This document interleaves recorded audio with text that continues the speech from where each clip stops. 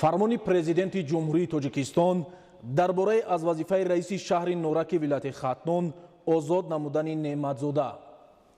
мутобиқи моддаи 69 Конститутсияи ҷумҳурии Тоҷикистон фармон медиҳам. Неъматзода Маликшоҳ Маҳмадшоҳ бо сабаби ба кори дигар гузаштан аз вазифаи раиси шаҳри Нораки вилояти Хатнон озод карда шавад. Президенти ҷумҳурии Тоҷикистон Эмомалӣ Раҳмон шаҳри Душанбе 11 ноябри соли 2020. фармони президенти ҷумҳурии Тоҷикистон дар бораи раиси шаҳри Нораки вилояти Хатлон таъин намудани асосзода. мутобиқи моддаи 69 Конститутсияи ҷумҳурии Тоҷикистон фармон медиҳам. асосзода Дилшод Алимурод раиси шаҳри Нораки вилояти Хатлон таъин карда шавад. Президенти ҷумҳурии Тоҷикистон Эмомалӣ Раҳмон шаҳри Душанбе 11 ноябри соли 2020. фармони президенти ҷумҳурии Тоҷикистон дар бораи аз вазифаи раиси ноҳияи Хуросони вилояти Хатнон озод намудани Сафарзода. мутобиқи моддаи 69 Конститутсияи ҷумҳурии Тоҷикистон фармон медиҳам. Сафарзода Раҳматуллоҳ Хайруллоҳ бо сабаби ба нафақа баромадан аз вазифаи раиси ноҳияи Хуросони вилояти Хатнон озод карда шавад. Президенти ҷумҳурии Тоҷикистон Эмомалӣ Раҳмон шаҳри Душанбе 11 ноябри соли 2020. фармони президенти ҷумҳурии Тоҷикистон дар бораи раиси ноҳияи Хуросони вилояти Хатлон таъин намудани Аҳмадзода. мутобиқи моддаи 69 Конститутсияи ҷумҳурии Тоҷикистон фармон медиҳам. Аҳмадзода Илҳом Шамол раиси ноҳияи Хуросони вилояти Хатлон таъин карда шавад. Президенти ҷумҳурии Тоҷикистон Эмомалӣ Раҳмон шаҳри Душанбе 11 ноябри соли 2020. фармони президенти ҷумҳурии Тоҷикистон дар бораи аз вазифаи раиси ноҳияи Абдураҳмони Ҷомии вилояти Хатнон озод намудани Ёқубзод. мутобиқи моддаи 69 Конститутсияи ҷумҳурии Тоҷикистон фармон медиҳам. Ёқубзод Саид бо сабаби ба кори дигар гузаштан аз вазифаи раиси ноҳияи Абдураҳмони Ҷомии вилояти Хатнон озод карда шавад. Президенти ҷумҳурии Тоҷикистон Эмомалӣ Раҳмон шаҳри Душанбе 11 ноябри соли 2020. фармони президенти ҷумҳурии Тоҷикистон дар бораи раиси ноҳияи Абдураҳмони Ҷомии вилояти Хатлон таъин намудани Раҳимзода. мутобиқи моддаи 69 Конститутсияи ҷумҳурии Тоҷикистон фармон медиҳам. Раҳимзода Сафар Маҳмад Абдураҳмон раиси ноҳияи Абдураҳмони Ҷомии вилояти Хатлон таъин карда шавад. Президенти ҷумҳурии Тоҷикистон Эмомалӣ Раҳмон шаҳри Душанбе 11 ноябри соли 2020. фармони президенти ҷумҳурии Тоҷикистон дар бораи аз вазифаи раиси ноҳияи Бобоҷон Ғафурови вилояти Суғд озод намудани Назирӣ. мутобиқи моддаи 69 Конститутсияи ҷумҳурии Тоҷикистон фармон медиҳам. Назирӣ Зариф Вализода бо сабаби ба кори дигар гузаштан аз вазифаи раиси ноҳияи Бобоҷон Ғафурови вилояти Суғд озод карда шавад. Президенти ҷумҳурии Тоҷикистон Эмомалӣ Раҳмон шаҳри Душанбе 11 ноябри соли 2020. фармони президенти ҷумҳурии Тоҷикистон дар бораи иҷрокунандаи вазифаи раиси ноҳияи Бобоҷон Ғафурови вилояти Суғд таъин намудани Давлатзода. мутобиқи моддаи 69 Конститутсияи ҷумҳурии Тоҷикистон фармон медиҳам. Давлатзода Зафарбек иҷрокунандаи вазифаи раиси ноҳияи Бобоҷон Ғафурови вилояти Суғд таъин карда шавад. Президенти ҷумҳурии Тоҷикистон Эмомалӣ Раҳмон шаҳри Душанбе 11 ноябри соли 2020. фармони президенти ҷумҳурии Тоҷикистон дар бораи аз вазифаи раиси шаҳри Конибодоми вилояти Суғд озод намудани Давлатзода. мутобиқи моддаи 69 Конститутсияи ҷумҳурии Тоҷикистон фармон медиҳам.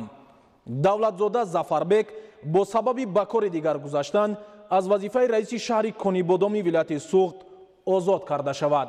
Президенти ҷумҳурии Тоҷикистон Эмомалӣ Раҳмон шаҳри Душанбе 11 ноябри соли 2020.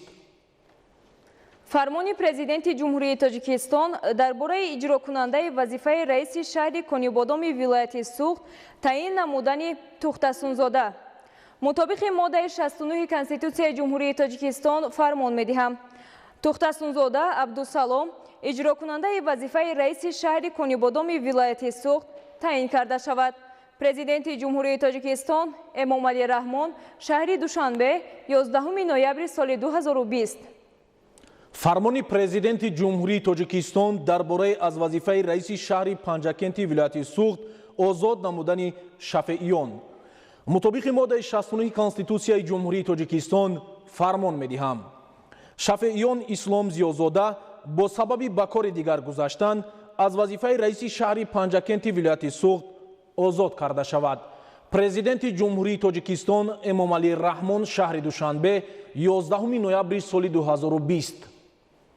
фармони президенти ҷумҳурии Тоҷикистон дар бораи иҷрокунандаи вазифаи раиси шаҳри панҷакенти вилояти суғд таъин намудани Холиқзода мутобиқи моддаи 69 Конститутсияи ҷумҳурии Тоҷикистон фармон медиҳам.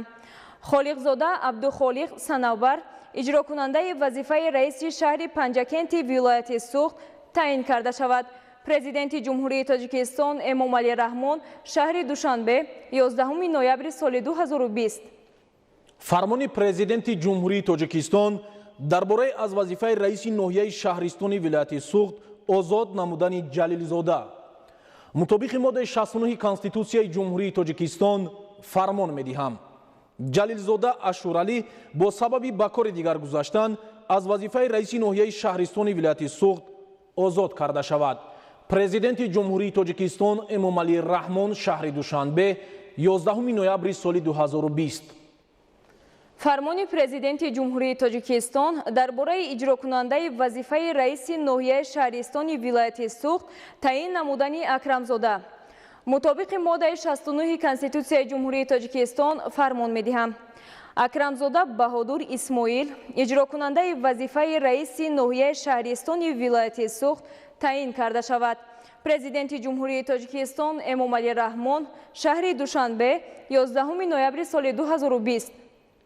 фармони президенти ҷумҳурии Тоҷикистон дар бораи аз вазифаи раиси шаҳри истиқлоли вилояти суғд озод намудани Амонзода мутобиқи моддаи 69 Конститутсияи ҷумҳурии Тоҷикистон фармон медиҳам.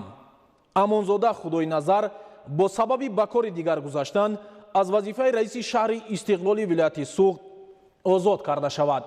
Президенти ҷумҳурии Тоҷикистон Эмомалӣ Раҳмон шаҳри Душанбе 11 ноябри соли 2020. фармони президенти ҷумҳурии Тоҷикистон дар бораи иҷрокунандаи вазифаи раиси шаҳри истиқлоли вилояти суғд таъин намудани Зоҳидзода мутобиқи моддаи 69 Конститутсияи ҷумҳурии Тоҷикистон фармон медиҳам. Зоҳидзода Даврони Абдуқодир иҷрокунандаи вазифаи раиси шаҳри истиқлоли вилояти суғд таъин карда шавад. Президенти ҷумҳурии Тоҷикистон Эмомалӣ Раҳмон шаҳри Душанбе 11 ноябри соли 2020. фармони президенти ҷумҳурии Тоҷикистон дар бораи иҷрокунандаи вазифаи раиси ноҳияи Деваштечи вилояти суғд таъин намудани Ҷалилзода мутобиқи моддаи 69 Конститутсияи ҷумҳурии Тоҷикистон фармон медиҳам. Ҷалилзода Ашуралӣ иҷрокунандаи вазифаи раиси ноҳияи Деваштечи вилояти суғд таъин карда шавад. Президенти ҷумҳурии Тоҷикистон Эмомалӣ Раҳмон шаҳри Душанбе 11 ноябри соли 2020. қарори ҳукумати ҷумҳурии Тоҷикистон аз 11 ноябри соли 2020 дар бораи аз вазифаи муовини вазири саноат ва технологияҳои нави ҷумҳурии Тоҷикистон озод намудани Рустамӣ ҳукумати ҷумҳурии Тоҷикистон қарор мекунад. Рустамӣ Содиқ Абдукаримзода бинобар вафоташ аз вазифаи муовини вазири саноат ва технологияҳои нави ҷумҳурии Тоҷикистон озод карда шавад. Раиси ҳукумати ҷумҳурии Тоҷикистон Эмомалӣ Раҳмон. қарори ҳукумати ҷумҳурии Тоҷикистон аз 11 ноябри соли 2020 дар бораи директори иҷроияи муассисаи давлатии маркази идораи лоиҳаҳои бахши электроэнергетика таъин намудани Асрорзода ҳукумати ҷумҳурии Тоҷикистон қарор мекунад. Асрорзода Нусратулло Саттор директори иҷроияи муассисаи давлатии маркази идораи лоиҳаҳои бахши электроэнергетика таъин карда шавад. раиси ҳукумати ҷумҳурии Тоҷикистон Эмомалӣ Раҳмон. қарори ҳукумати ҷумҳурии Тоҷикистон аз 11 ноябри соли 2020 дар бораи директори генералии ҷамъияти саҳомии кушодаи шабакаҳои тақсимоти барқ таъин намудани Билозода ҳукумати ҷумҳурии Тоҷикистон қарор мекунад. билозода умедҷон ҳайдар директори генералии ҷамъияти саҳомии кушодаи шабакаҳои тақсимоти барқ таъин карда шавад. раиси ҳукумати ҷумҳурии Тоҷикистон Эмомалӣ Раҳмон.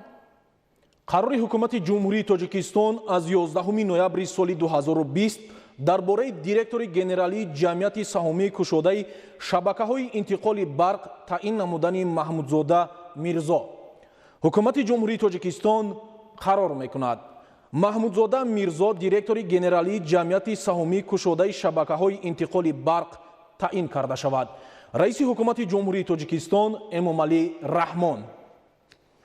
мутобиқи моддаи 20 қонуни конститутсионии ҷумҳурии Тоҷикистон дар бораи мақомоти маҳаллии ҳокимияти давлатӣ Каримзода Рустам Раҳим аз вазифаи муовини раиси вилояти Суғд озод ва Назири Зариф Вализода муовини раиси вилояти Суғд таъин гардид.